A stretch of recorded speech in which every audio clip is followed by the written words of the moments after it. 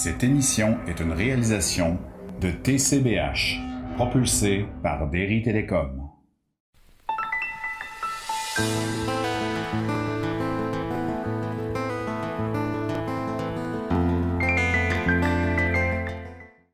Bonjour, nous sommes là pour une rencontre sur le mythe d'Édipe.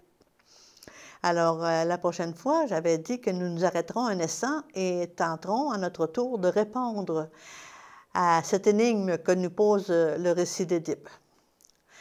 L'enfant Édipe, entravé comme un animal et exposé aux fauves, vous vous souvenez, est l'objectivation du Fils en nous, qui, dans cet oubli de l'autre côté de l'homme, son côté ontologique, c'est-à-dire sans avoir épousé le côté ombre de lui-même, est voué à la mort, dévoré par la horde sauvage que sont devenus les nombreux dons de son intériorité. On dit qu'Édipe est suspendu, la tête en bas, par les pieds. Ce n'est pas pour rien que c'est dit comme ça. Les pieds étant la racine de l'arbre humain, cette posture de pendaison laisse prévoir le réenracinement d'Édipe dans le pôle ciel. Dans un deuxième temps, l'enfant est servi par qui? Par des bergers. Les bergers sont des contemplatifs. Ils ont l'habitude de vivre dans une certaine intériorité. Dans les étoiles, ils sondent les mystères du ciel, écoutent les chants des dieux et y accordent leur flûte.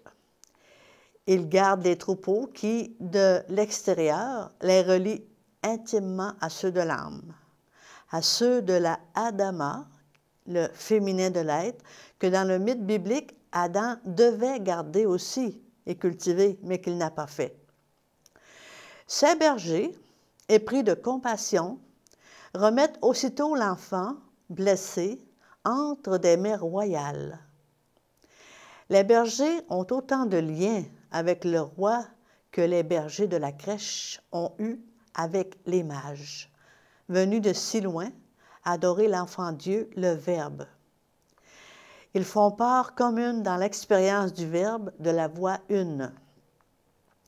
Avec la croissance physique de l'enfant, se joue en lui une alchimie subtile d'où soudain émerge une exigence nouvelle et inattendue. La sollicitude si grande de ceux qu'il croit être ses parents ne lui suffit plus. Ses compagnons à l'extérieur, lui disant qu'il n'est pas le véritable enfant du roi et de la reine de Corinthe, le troublent. Comme nous, quand nous apprenons que nous ne sommes pas que de nature biologique, mais qu'en nous, l'essence divine y réside. Cette voix extérieure se fait écho d'une voix qui crie à l'intérieur d'Édipe, l'appelant à son véritable lui-même en profondeur. Il ne sait pas encore qu'en lui vit le féminin de son être. Un manque absolu se creuse en lui, au fond duquel crie cette voix nouvelle. Qu'est-elle, cette voix? Qui suis-je? Se demande-t-il avec angoisse. Un nouveau moi se dresse en lui, qui le fait quitter le pays de son enfance, comme l'a fait Abraham et bien d'autres. On croit entendre le Dieu d'Israël s'adressant à Abraham et lui dire et lui donner cet ordre: quitte le pays de ton enfance, va vers toi. Vous avez ça dans Genèse, chapitre 12, au verset 1. Celui qui n'a pas entendu cette voix ne comprendra peut-être pas la lecture du mythe qui va suivre. Il faut l'avoir vécu dans sa chair pour sentir à quel point, arraché à lui-même, Édipe part en quête de sa réelle identité et rien au monde ne pourra le faire revenir en arrière, comme les mages sont transformés en rencontrant le vrai roi, la seule vérité. La voix qui parle depuis les profondeurs d'Édipe y exprime l'exigence irréversible d'un retournement. Une porte s'ouvre. Édipe est sur le seuil. C'est la voix des profondeurs, cette voix des profondeurs ontologiques de cet adolescent, émis par le Verbe fondateur de son être, à ceci d'irrésistible qu'il semble unir toutes choses dans une dynamique indissociable et donner sens à ce qui, jusque-là, ne paraissait à Édipe que contradiction et absurdité. Le besoin de dépassement du moi correspond chez lui à l'éveil d'une véritable identité qui s'impose souverainement au premier ego. Étrange force d'une irrésistible puissance qui fait aller Édipe vers lui-même. En chemin, il rencontre le char tiré par des chevaux et monté par celui dont il ne sait pas ni qu'il est son père, ni qu'il est roi. Le char ici, symboliquement, est un aspect de lui-même, de son corps, particulièrement ainsi que de son ego. Cela signifie qu'Édipe, encore inconscient de lui-même, n'est cependant plus dépendant de son ancienne nature façonnée dans l'exil. Il a entrevu une vérité. Boiteux, certes, il l'est encore, mais il le sait maintenant. Voilà la différence. Sa libido est désormais tout entière investie dans une quête plus ardente et plus impétueuse que celle des plus folles amours. Son esprit est maintenant entre les mains d'un autre maître que celui de l'exil. Marchant dans le sens contraire du char, Édipe entre en contradiction avec l'ancienne part de lui-même héritée de ses ancêtres. Tuant Laios et son cocher, il tue symboliquement en lui le maître de l'exil, l'artisan de son infirmité et de toute infirmité, celui de toute séparation, le diviseur, le Satan, le diabolos. En ce premier face-à-face, il a détruit en lui-même le vieil homme. Il va passer au second stage. Un second face-à-face lui permettra de construire l'homme nouveau. Aux portes de Thèbes, le monstre l'attend. Qui est-il, ce monstre? L'homme nouveau serait-il le tétramorphe? Vous avez vu, probablement, peut-être pas non plus, dans la vision du prophète Ézéchiel, le tétramorphe, qu'est-ce que c'est? Le tétramorphe, c'est celui qui a 4 formes. Un animal, le premier animal que l'on voit, c'est le bœuf, au pied de taureau, comme de raison, au tronc de lion, aux ailes d'aigle et au visage d'homme. C'est ça, le tétramorphe. C'est un peu le cheminement que nous allons faire pour arriver au « je suis ». Dans la Bible, chacune des formes correspond à un vivant. Et tous les 4 président à la description du char divin dans la célèbre vision du prophète Ézéchiel. Vous avez ça au chapitre 1, au verset 10. Le monstre que rencontre Édipe correspond aux 4 étapes du corps humain, que j'ai déjà expliqué dans l'arbre zéphirotique, et symbolise les étapes progressives de l'homme durant sa vie, lorsque celle-ci obéit à la dynamique programmée en lui dans ses différents corps subtils et jusqu'à son enveloppe physique. Le taureau correspond à l'enfance et à l'adolescence. Son aire est celle qui va des pieds jusqu'aux hanches. Et aux hanches, on rencontre la porte des hommes avant de passer à la matrice de feu. Cette porte, elle est la porte d'entrée de l'arche de Noé, l'intériorité. Elle est celle devant laquelle se trouve Édipe. Cette étape correspond dans toutes les traditions à la purification par l'eau, voire au baptême. Baptême d'eau même de Jean-Baptiste. Lorsque l'homme ne vit pas cette purification, Il ne connaît aucune naissance par en haut et stagne toute sa vie dans les marécages de l'inconscience, dans l'âme groupe animal, mais n'entre pas dans une véritable dimension d'homme avec un grand H. Mais ici, de Corinthe, Édipe assume la matrice d'eau. Le lion, lui, correspond à l'âge adulte, pris dans le sens de la véritable dimension de l'homme. Son air va des hanches aux épaules, la matrice de feu. Au niveau des épaules se situe la porte des dieux. Elle est celle que passe Noé, sortant de l'arche et connaissant l'ivresse et la nudité, c'est-à-dire dépouillement de toute chose matérielle, dépouillement de tout, symbole de la totale connaissance, acquise dans le fruit de l'arbre de la connaissance, mûrie avec justesse. Cette étape correspond, dans toutes les traditions, à la purification par le feu, au baptême de feu qu'apporte le Christ. Moi, je vous baptise dans l'eau, dit Jean-Baptiste. Lui vous baptisera dans l'Esprit Saint et le feu. Dans Luc 3, verset 16. Le lion est celui qui conduit l'homme à mourir et à renaître à lui-même autant de fois que cela est nécessaire. C'est l'étape de l'arche de Noé qu'Édipe va vivre.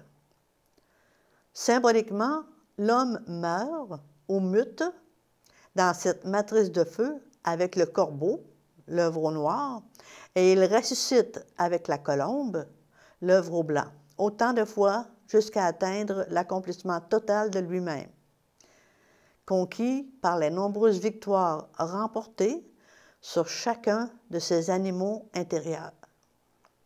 C'est pour ça que Noé, les animaux qui entrent dans l'âge de Noé, ce n'est pas juste un conte d'enfant, il y a toute une signification pour ça. Maintenant, nous passons à l'aigle. L'aigle conduit l'homme dans son passage de la porte des dieux. Lorsque tout est accompli, c'est là qu'il va passer à la porte des dieux. Il a alors acquis la vision totale. L'aigle voit de loin, c'est pour ça qu'ici, c'est comme un symbole.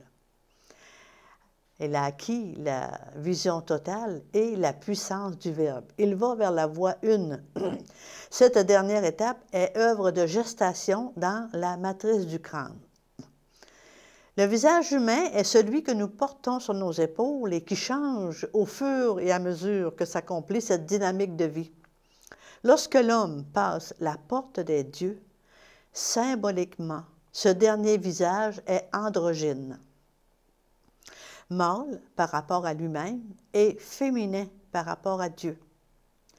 Toute situation monstrueuse rencontrée par les héros que nous sommes, appelés à devenir, sont l'objectivation des énergies potentielles qui nous sont données dès la naissance en vue de notre construction.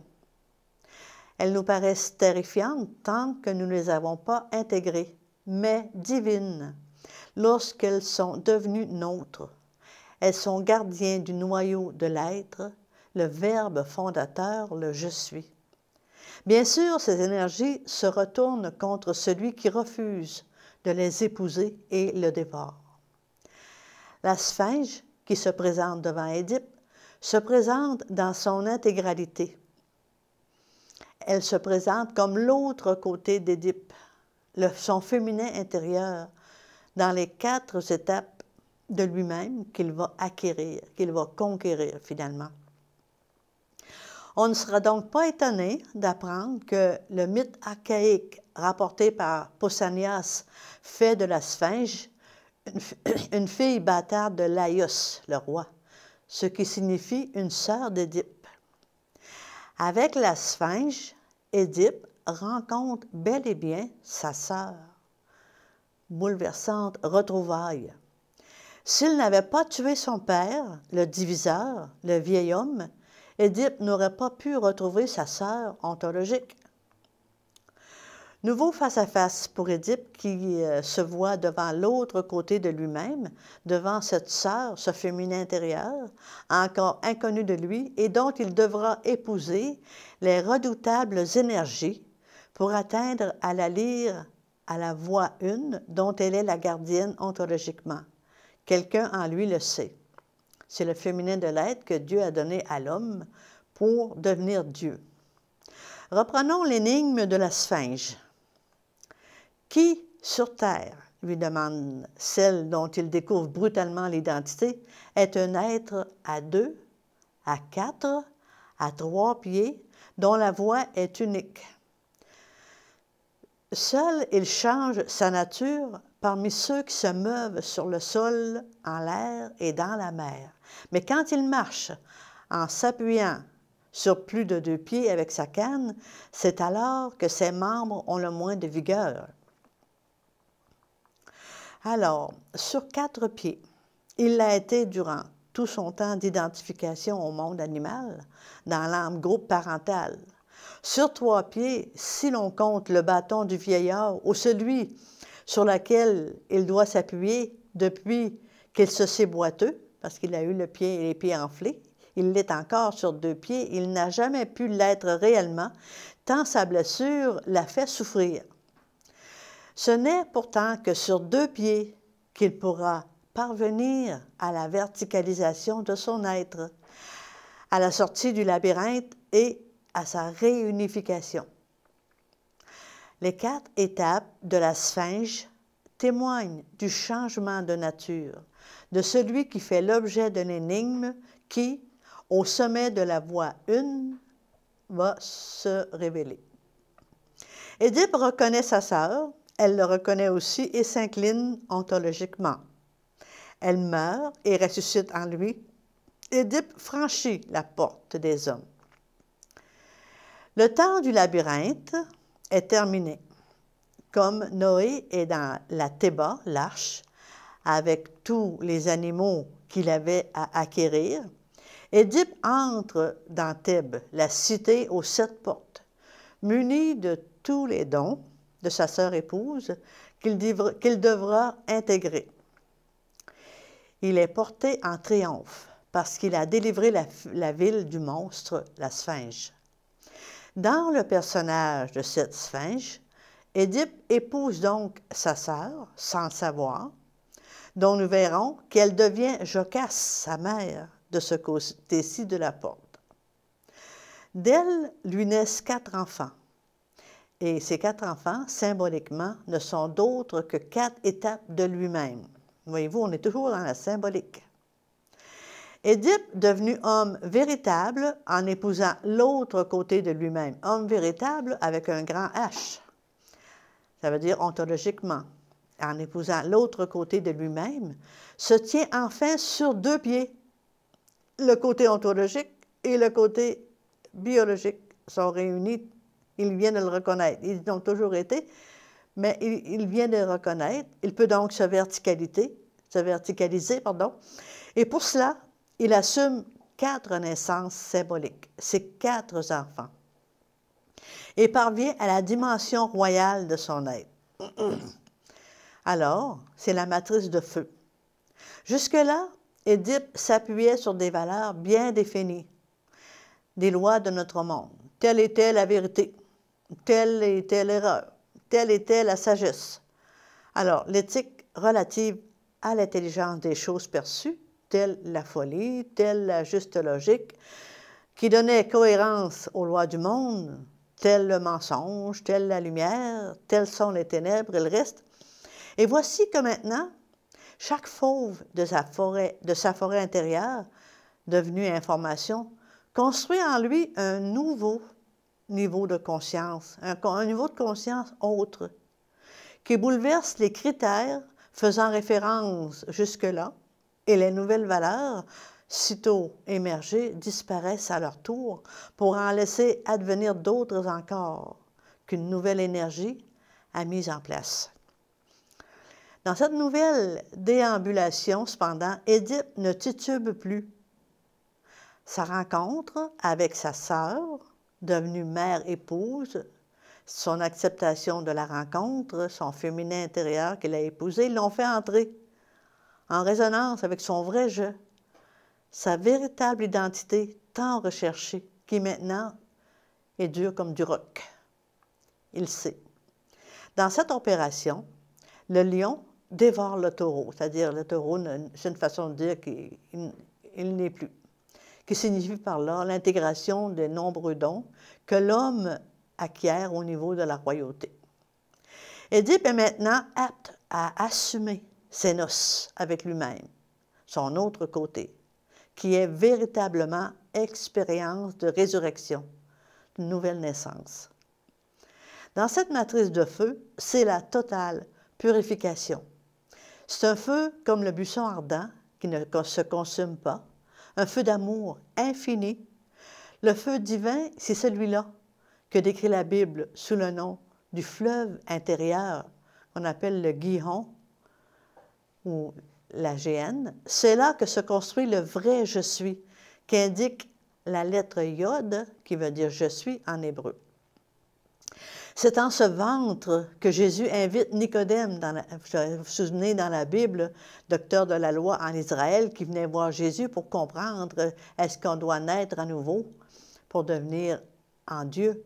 Alors Jésus a invité ce Nicodème à pénétrer ce ventre pour renaître du feu. Mais cet homme, tout docteur de la loi qu'il était, n'a rien compris. Cependant, si 4 enfants du couple royal sont nés, ils ne sont pas tous réalisés. Certes, Édipe est devenu lion, mais il doit aller plus loin. Le devin Térésias l'y conduit. Il est la mémoire d'Édipe. Ici, la langue hébraïque indique magistralement par le mot « zakar » l'unique mouvement qui associe le verbe « se souvenir » au substantif mâle. Se souvenir, c'est ça que ça veut dire, zakar. C'est faire œuvre mâle, se souvenir, c'est ça que ça veut dire en soi. Épouser son féminin intérieur, se souvenir de son féminin intérieur pour l'épouser. De même, à ce niveau ontologique et royal, être mâle, que l'on soit homme ou femme, c'est se souvenir de sa véritable identité, l'image divine fondatrice « je suis » en devenir, que chacun est dans son principe. Le divin Tézérias, où je dis appelé à jouer le rôle de la mémoire d'Édipe, est mandé par le roi qui s'inquiète du nouveau fléau ravageur de la cité et se dit « Que se passe-t-il? » Il semble que si Édipe est devenu fécond, de cette fécondité essentielle à laquelle tout être humain est appelé, s'il a levé la stérilité de sa personne, et il ne l'a pas encore réalisé au niveau du collectif. C'est resté personnel, mais là, il doit aller au niveau du collectif, dont chacun est aussi responsable. C'est là qu'on se rend compte qu'on fait tous partie du même grand Adam. N'oublions pas la qualité de l'être à laquelle la Sphinx a invité Édipe, celle de la voix une. Et la voix une a une dimension universelle. Nous faisons tous et toutes partie de ce grand Adam. Le peuple de Thèbes représente pour Édipe cet universel qui reste à guérir. Il ne recouvrera la véritable fécondité que dans l'œuvre ultime de son roi, celle de la matrice du crâne. Jusque-là, le héros a assumé la matrice d'eau. Il était encore à ce moment celui qui marche sur 4 pieds, donc à 4 pattes, confondu avec son animal intérieur dans son parcours de Corinthe à Thèbes, puis il a vécu la matrice de feu dans la Cité sainte, où il a assuré sur 2 pieds sa verticalisation. Il doit maintenant se diriger vers les plus hauts lieux de son être. Il devra prendre conscience du grand œuvre qui se joue en lui. Par lui, la rencontre de la Sphinge, le féminin du héros, est accomplie. La porte des dieux va s'ouvrir. Et la porte des dieux, nous la trouvons dans notre corps, au niveau de la gorge. C'est l'organe où s'origine une voix nouvelle. À la porte se tient un nouveau gardien du seuil, l'aigle. L'aigle est celui qui ouvrira au héros capable, avec lui, de regarder le soleil en face. Édipe s'arrache les yeux à la vision du monde extérieur pour les ouvrir à celle de son intériorité. Pour voir le soleil, il faut descendre jusqu'au plus profond des ténèbres intérieures. Dans cette perspective cosmique, la cécité d'Édipe n'est pas une automutilation. Il faut précisément être aveugle pour rester dans des catégories moralistes et projeter sur le héros nos jugements infantiles. Avec Édipe, il convient d'ouvrir les yeux du cœur pour atteindre la lumière. Quand nos yeux extérieurs deviennent aveugles, c'est les yeux du cœur qui s'allument. Il convient d'ouvrir les yeux du cœur pour atteindre la lumière. Dans ce devenir aigle, l'aigle dévore le lion, comme le lion avait dévoré le taureau, selon le langage alchimique. Édipe, né de la matrice de feu, doit maintenant travailler à réaliser sa pleine verticalisation. Maintenant, il doit se faire faible, s'accepter dans la dernière part inaccomplie de lui-même et celle-là universelle pour atteindre la voie une et sauver son peuple.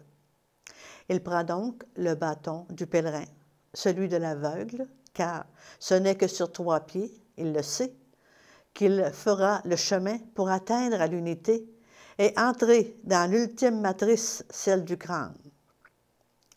En archétype, le Christ-Verbe, éternel présent, qui est avant qu'Abraham fût, il l'a dit, descend en ces derniers enfers. Pourquoi? Pour écraser la tête du Satan ennemi et resituer cet adversaire dans sa réelle fonction ontologique. Ressuscité, il dit aux siens, « Allez, enseignez toutes les nations.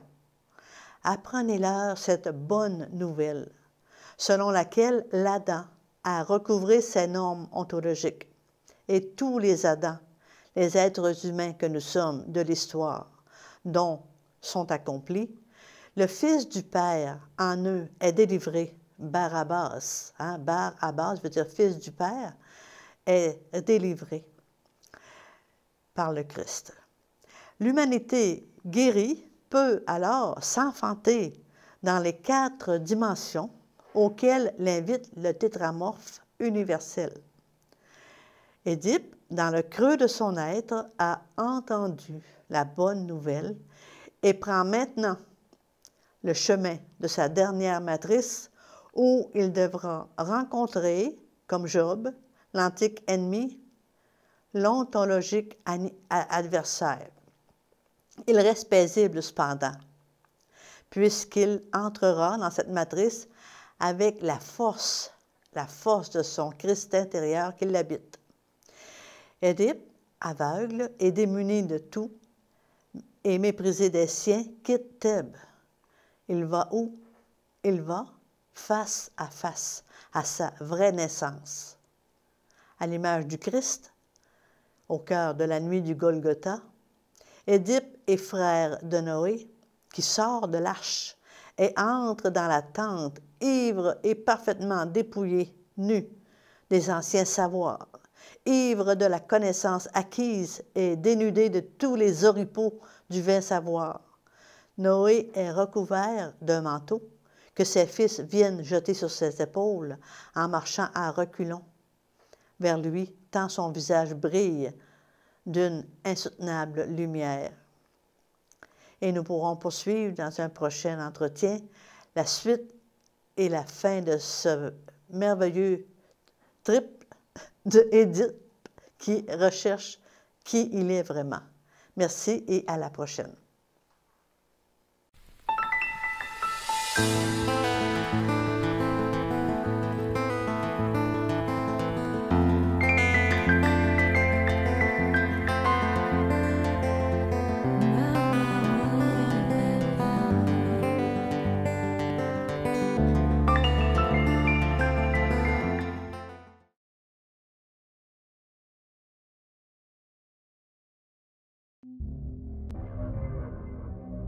Cette émission est une réalisation de TCBH, propulsé par Derry Télécom.